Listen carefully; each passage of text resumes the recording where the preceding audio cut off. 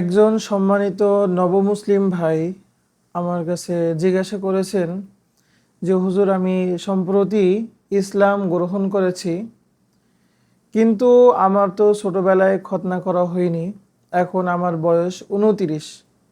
এখন আমার কি খতনা করা লাগবে? এটা কি জরুরি?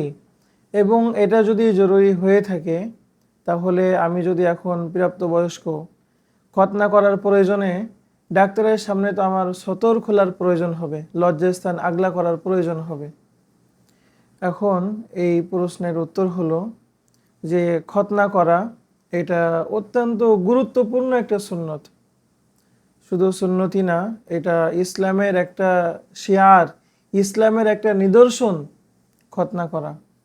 এই জন্য অবশ্যই খতনা করতে হবে এবং এই প্রয়োজনে মুসলমান ডাক্তারের সামনে প্রয়োজন পরিমাণ সতর খোলাও জায়েজ হবে, কোনো অসুবিধা নেই, অবশ্যই খতনা করা লাগবে।